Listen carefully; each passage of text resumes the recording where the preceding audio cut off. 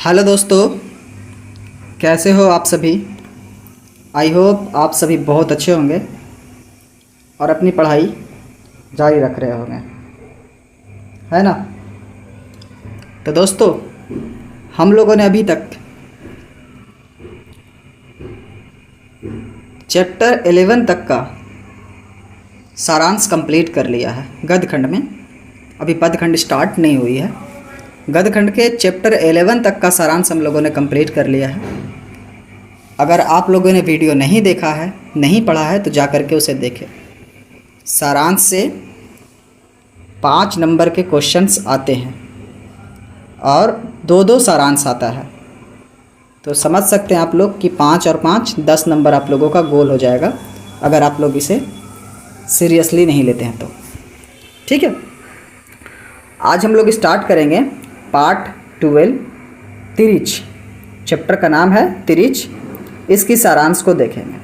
ठीक है, तो आइए बढ़ते हैं। तिरिच के बारे में आप लोगों ने नाम सुना होगा, है ना। तिरिच को विष खोपरा भी बोलते हैं, खपड़ बिच्छू भी बोलते हैं। ठीक है, और इसके बारे में गांव में अक्सर बातें होते रहती है और जिन्हें जानकारी है वो लोग भी बोले करते हैं कि ये एक ऐसा जीव है जो सांप के अंडे से निकलती है। लेकिन सांप के अंडे से निकलता है, मतलब कहावतें हैं या कहानियां हैं। एक्चुअल में फैक्ट क्या है ये तो वाकई में नहीं पता है, लेकिन बोला जाता है कि जो विषखोपरा है तिरिच, ये निकलता है सांप के गंदे अंडे से। ठीक है, इसके बारे में आप अपने आसपास में जो बुज़ुर्ग लोग हैं उनसे कहानियाँ पूछेंगे कि पापा दादा बताइए, ये जो विषखोपरा होता है तिरिच, हम लोग पढ़ रहे, लेकिन गांव में इसके बारे में बोला जाता है खपर बिच्छू। ठीक है, इसका नाम है खपर बिच्छू। गांव के लोग इसे खपर बिच्छू के नाम से बोलते हैं। तो इसके बारे में आप लोग उनके अपने गांव में जो बड़े बुजुर्ग हैं उनसे पूछिएगा तो बहुत सी जानकारी आप लोग को मिलेगी। ठीक है, इसकी ही एक छोटी सी झलक है जो सारांश में मैं बताऊंगा। ठीक है, तो सबसे पहले तिरिच के जो लेखक है उसके बारे में जान ले। लेखक परिचय में इनका जो लेखक है वो है उदय प्रकाश। उदय प्रकाश तिरिच पाठ के लेखक है और उदय प्रकाश का जो जन्म हुआ था 1 जनवरी 1952 में हुआ था। उदय प्रकाश का जन्म स्थान सीतापुर नामक ग्राम अनूपपुर मध्य प्रदेश में हुआ था। ठीक है, उदय प्रकाश के माता जी का नाम गंगा देवी था और इनके पिता का नाम प्रेम कुमार सिंह था। ठीक है, उदय प्रकाश नारायण ने बहुत सी कहानियाँ लिखी हैं, लेकिन उनमें से जो ये कहानी है तिरिच, ये बहुत प्रसिद्ध कहानी है। ठीक है, और बड़ी इंटरेस्टिंग कहानी भी है। तो आइए देखते हैं इसके सारांश को। और मैं आप लोग को बता दूं कि लेखक परिचय को मिस ना करेंगे। ठीक है, लेखक परिचय अगर आप लिखते हैं सारांश में तो आपको 2 मार्क्स इसी से मिल जाएगा। ठीक है, और बाकी की जो सारांश है उसमें आप लोगों को 3 मार्क्स दिया जाता है। ठीक है, तो लेखक परिचय को ध्यान से रखेंगे और लेखक परिचय से MCQ में भी क्वेश्चंस आते हैं, तो यहाँ पे देख लेंगे तो वहाँ पे क्लियर हो जाएगा, है ना। और अगर आप लोगों ने इसकी कहानी नहीं पढ़ी है तो पढ़ेंगे, काफ़ी लंबा कहानी है।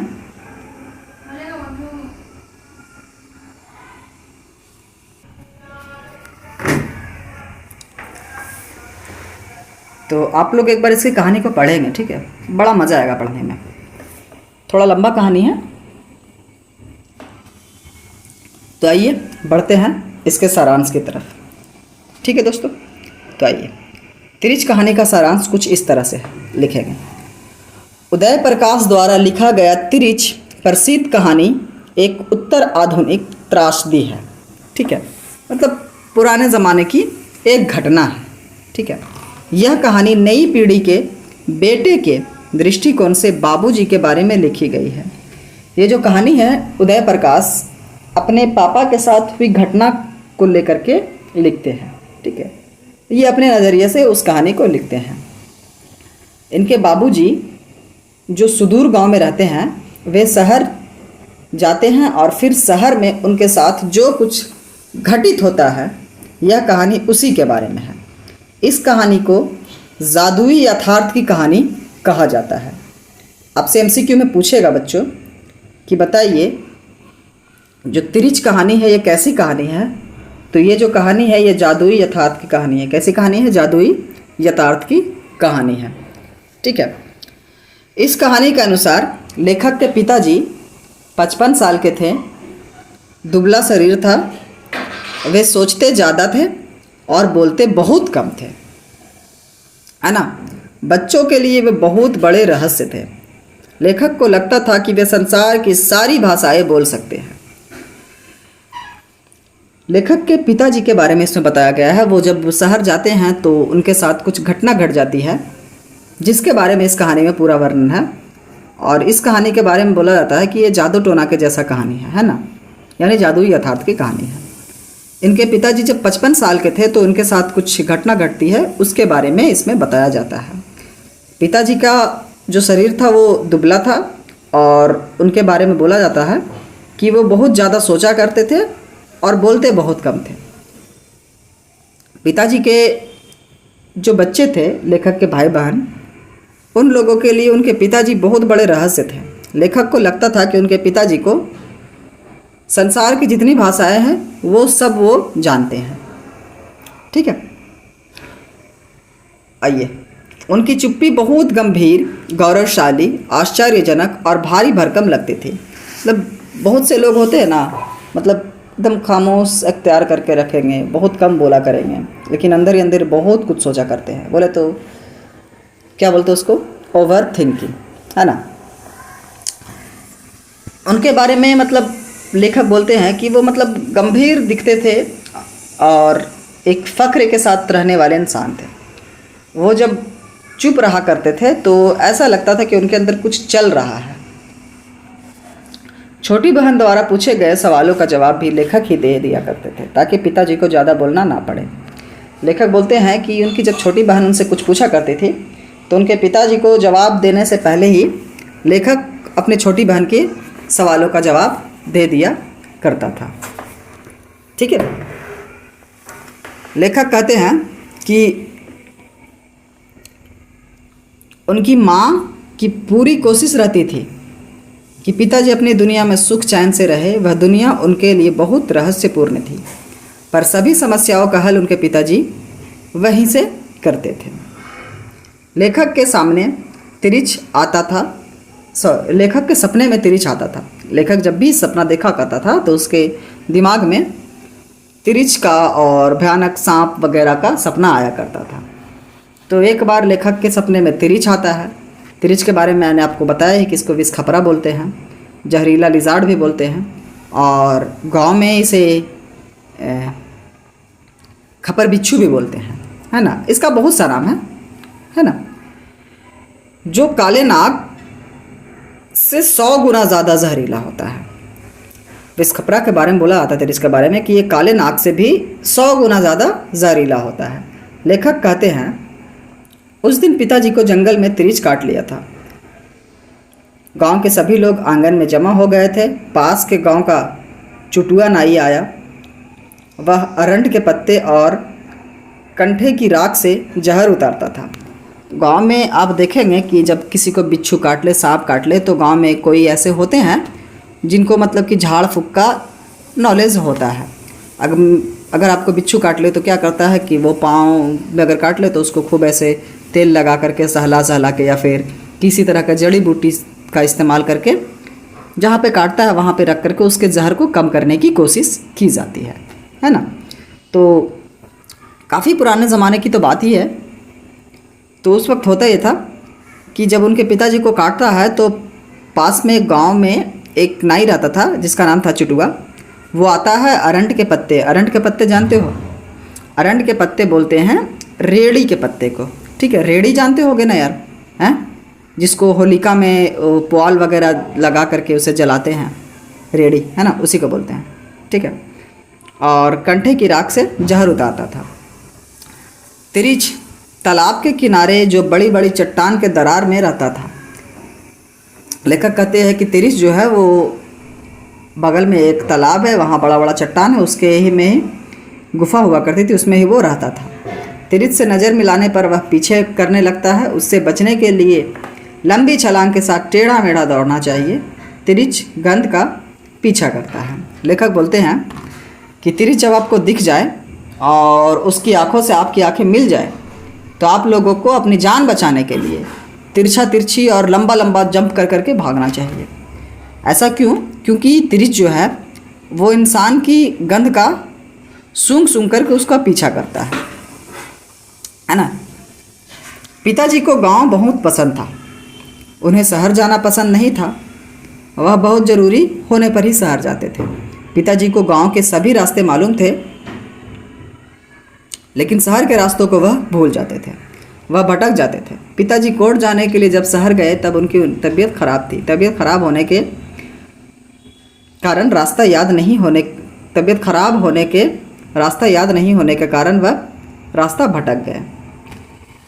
लेखक बोलते हैं कि पिताजी को गांव पसंद होता है। अक्सर जितने भी लोग हैं, अधिकतर लोग, चाहे वो शहर में हो या फिर किसी दूसरे कंट्री में हो या फिर गांव में भी हो, अक्सर लोगों को शहर से ज़्यादा गांव पसंद ही होता है। आप अधिकतर लोगों से अगर पूछोगे तो भाई आपको कहाँ रहना पसंद है, तो बोलेगा हाँ भाई मैं हूँ तो फ़िलहाल गांव शहर में, लेकिन मुझे गांव पसंद है, वहाँ के कल्चर पसंद है ना। क्यों? क्योंकि वहाँ का जो कल्चर होता है गांव का, वो एक अलग ही मिजाज का होता है। वहाँ के लोगों में व्यवहार, है ना, शहर की तरह नहीं कि हर कोई बिज़ी है अपने काम में, अपने में, है ना। आप गांव में जब कहीं पे बैठ जाओ तो वहाँ पे आपके पड़ोसी वगैरह आकर के आपसे दुख सुख की बातें किया करते हैं, है ना। तो इसीलिए इनके पिताजी को भी गांव बहुत पसंद हुआ करता था। इनके पिताजी को गांव का हर रास्ता मालूम होता था हर गांव में, लेकिन ये जब शहर जाते थे तो ये रास्ता को भूल जाया करते थे। जब ये पिताजी कोई ख़ास काम थी तो उस काम से कोर्ट ही गए थे, और कोर्ट जाते वक्त ये रास्ता को भटक जाते हैं क्योंकि इनकी तबीयत ख़राब थी भी, और तबीयत ख़राब होने का कारण था कि इन्हें जहरीले तिरिच ने काट रखा था और गांव वालों ने वही जड़ी बूटियों से इलाज किया था, है ना। तो थोड़ी तबीयत ख़राब थी, उस वजह से जब ये शहर जाते हैं तो इनकी रास्ता भटकने की तो आदत थी, और तबीयत ख़राब होने की वजह से और तनाव में ये रास्ता को भूल जाते हैं। बहुत सारे जगहों पर बहुत सारे लोगों द्वारा पागल, चोर और शराबी इत्यादि समझ गया और पत्थरों से मारा गया। बहुत यातना उन्हें सहनी पड़ी और अंत में उनकी मृत्यु हो गई।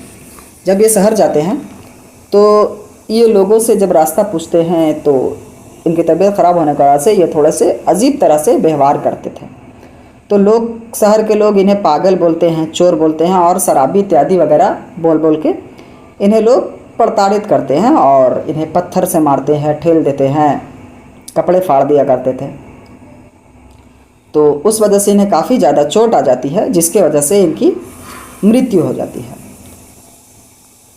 बाद में जब ये गांव इन्हें पहुंचाया जाता है तो इनकी मृत्यु शहर में नहीं बल्कि घर आकर के होती है। चोट वगैरह लगी रहती है, किसी वजह से किसी गांव वाले के मिल जाने से ये वहां से गाड़ी से घर आते हैं, और घर आकर के इनकी काफ़ी हालत ख़राब रहती है। तो ये थोड़े आराम करते हैं और उसी दरमियान इनकी मृत्यु हो जाती है।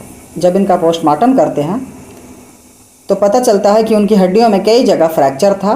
दाईं आँख जो होती है वो फूट चुकी थी, कॉलर बोन टूटा हुआ था और उनकी मृत्यु मानसिक सदमा और अधिक रक्तस्राव के कारण हुई थी, किसी जहर के कारण नहीं। लेखक घर वालों को लगता है कि इनकी मृत्यु जो है वो बिस्खोपरा के काटने की वजह से हुई थी, तिरिच के काटने की वजह से, लेकिन असलियत यह थी कि इन्हें काफ़ी ज़्यादा चोट आ गया था।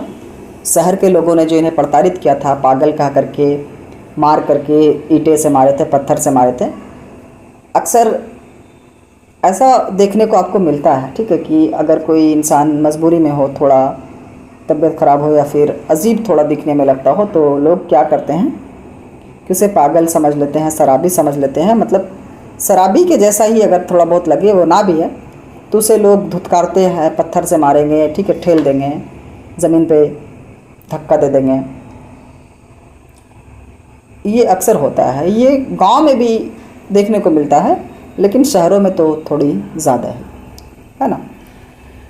तो उस वजह से लेखक का पिता का भी प्रताड़ित किया जाता है और उसके कारण इनका काफ़ी ज़्यादा रक्तस्राव होती है, चोट लगने से इनकी हड्डियां वगैरह टूट जाती है और सही इलाज ना होने के कारण इनकी मृत्यु हो जाती है। घर वालों को लगता है कि जहर से हुई है मृत्यु, लेकिन ऐसा कुछ होता नहीं है। और लेखक और लेखक के परिवार वालों को शहर के लोगों से भी थोड़ी थोड़ी लगाव कम होने लगती है, क्योंकि इनके पिता के साथ वहाँ बहुत बुरा व्यवहार होता है। तो दोस्तों, आप लोगों ने देखा है, आप इस चैप्टर को अच्छे से पढ़ लिया है और इस सारांश को हमने बताया है। अगर आप लोग को लगता है कि हाँ इसमें कुछ कमी है तो हमें बताएंगे, हाँ आप लोगों की इसकी मदद ज़रूर करेंगे, है ना। ये कहानी जो थी ये लेखक के पिता के इर्द गिर्द घूमते रहती है ना। उनके द्वारा घटना, उनके साथ जो जो घटना होती है उसके बारे में ही इसमें लिखना है। तो आप लोग एक बार अगर कहानी को पढ़ लेंगे तो उसमें से कुछ कुछ पॉइंटों को उठा करके इसमें लिख सकते हैं, है ना। और बाकी मैंने जो ये लिखा है इसे आप लोग नोट्स कर लेंगे, ठीक है। और बाकी तो मैं PDF भेजूँगा ही उसके लिए, लेकिन आप लोगों को हमारे टेलीग्राम पे जाना होगा दोस्तों। टेलीग्राम पे ही ये अवेलेबल होगा, ठीक है। तो चलो दोस्तों, आज हम लोगों ने चैप्टर 12 का भी सारांश देख लिया है, ठीक है। और सभी चैप्टर का क्वेश्चन आंसर बहुत जल्द आप लोगों को मिलेगा, तो थोड़ी पेशेंस बनाए रखें, ठीक है। आइए आज के चैप्टर यहीं पे समाप्त करते हैं। Thank you so much. जय हिंद।